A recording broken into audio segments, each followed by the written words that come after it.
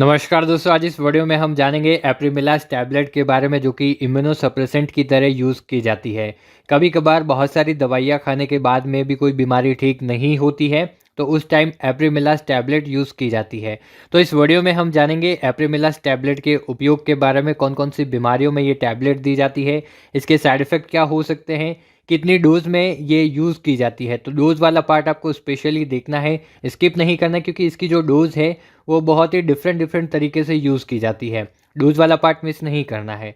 साथ ही साथ इसके कॉन्ट्राइंडिकेशन के बारे में बात करेंगे और ब्रांड नेम के बारे में बात करेंगे। मार्केट में ये कौन-कौन से ब्रांड नेम से मिल जाती है। चलिए बात करते हैं एप्रीमिलास टैबलेट के बारे में। सो वीडियो को बिना स्किप के पूरा देखिएगा, बहुत अच्छी जानकारी आपको मिलेगी। मैं हूँ आपका होस्ट प्रजापति विकल्स, फार्मासिस्ट एंड ड्रग काउंसलर। चलिए बात करते हैं एप्रीमिलास टैबलेट मार्केट में कौन-कौन से ब्रांड नेम से मिल जाती है। ये 10 mg, 20 mg और 30 mg अलग-अलग स्ट्रेंथ में मिलती है और ये एप्रीज़ो के नाम से मिल सकती है, जिसमें एप्रीज़ो 10 mg, एप्रीज़ो 20 mg और एप्रीज़ो 30 mg।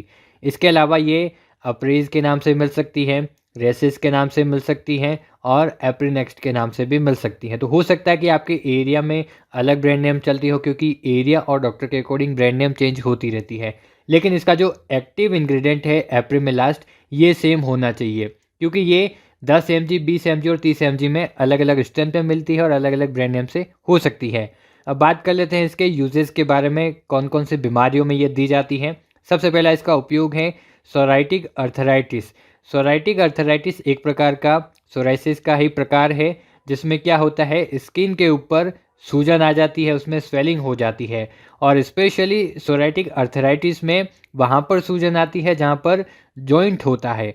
बोन का जो जॉइंट है वहाँ पर सूजन आने लगती है, दर्द होने लगता है, तो जॉइंट में पेन होने लग सकता है।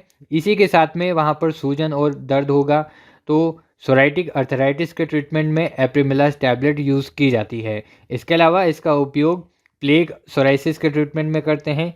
प्लेग सोराइसिस के ट्रीटमेंट में क्या होता है कि स्किन के ऊपर रेडनेस आ जाती है और पपड़ी बनने लगती है, उसमें खुजली होने लगती है, साथ ही साथ दर्द भी होने लगता है। वहाँ की जो स्किन है वो सूख जाती है, उसमें ड्राइनेस आ जाती है और पपड़ी बनने लगती है।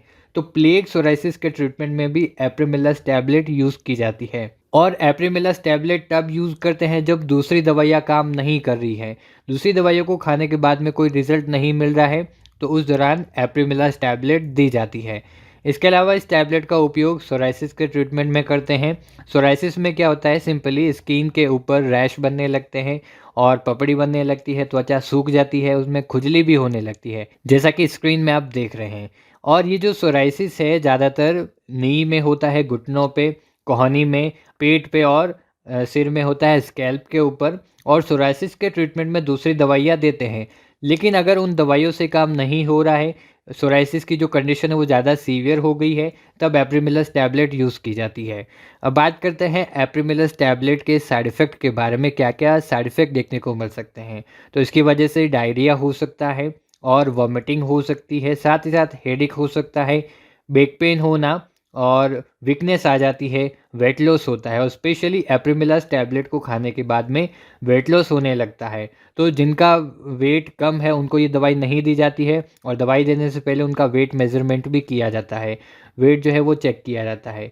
इसके अलावा मूड ऑफ या डिप्रेशन भी हो सकता है। जो पेशेंट ये दवाई खा रहा है उनको डिप्रेशन भी हो सकता है। अब बात करते हैं इसके कॉन्ट्राइंडिकेशन के बारे में, किन लोगों को एप्रीमिलास टैबलेट यूज़ नहीं करनी चाहिए। पहले तो वो पेशेंट जिनको कोई दूसरी बीमारी है या किसी बीमारी की वो दवाइयाँ खा रहे हैं, तो पहले उनको अपने डॉक्टर से कंसल्ट करना है और वो दवाइयाँ बंद करनी है, फिर एप्रीमिलास टैबलेट यूज़ करनी है। इसके अलावा प्रेग्नेंट वीमेन को ये दवाइयाँ नहीं खानी है।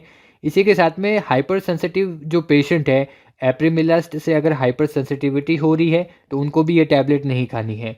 इसके अलावा अंडरवेट पेशेंट को ये यूज़ नहीं करनी है, जिनका वज़न कम है उनको ये टैबलेट नहीं खानी चाहिए। साथ ही साथ रीनल इम्पेयरमेंट हो सकता है, तो उन लोगों को भी ये दवाई नहीं खानी चाहिए, जो किडनी के पेशेंट हैं उनको। और साइकियाट्रिक डिसऑर्डर भी हो सकता है, तो साइकियाट्रिक डिसऑर्डर वाले जो पेशेंट हैं उनको ये टैबलेट नहीं खानी है। ये कॉन्ट्राइंडिकेशन आपको ध्यान में रखना है। अब बात कर लेते हैं डोज़ के बारे में, और ये पार्ट आपको बिल्कुल मिस नहीं करना है, क्योंकि इसकी जो डोज़ है वो बहुत ही इम्पोर्टेंट है। अलग-अलग डोज़ इसके यूज़ की जाती है। सबसे पहला इसका जो डोज़ है वो 10 mg तो सबसे पहले हम बात करते हैं, पहले दिन जो है इसकी 10 mg की डोज़ यूज़ की जाती है। जो 10 mg वाली टैबलेट है वो एक टाइम दी जाती है सुबह खाना खाने के बाद में। दूसरे दिन सुबह 10 mg दी जाती है और शाम को भी 10 mg दी जाती है।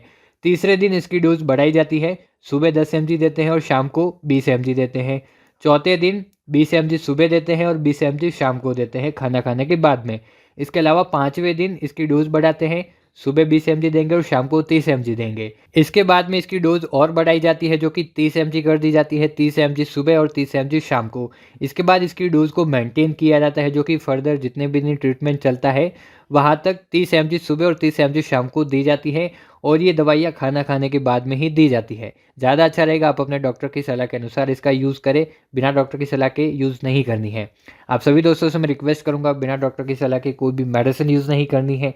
यूज़ करने से पहले एक बार डॉक्टर या फार्मासिस्ट की सलाह ज़रूर लेनी है, वरना आपकी हेल्थ के लिए डेंजर हो सकता है। तो आप सभी को पता चल गया होगा एप्रिमिलस टैबलेट के बारे में, इसके उपयोग, साइड इफ़ेक्ट, डोज़, कॉन्ट्राइंडिकेशन और ब्रांड नेम के बारे में। आई होप वीडियो आपके लिए हेल्पफुल होगा। चैनल पर नए हो तो चैनल को सब्सक्राइब करके रखिएगा। ऐसे ही नई-नई वीडियोज़ आपको इस चैनल पर मिलती रहेगी। धन्यवाद।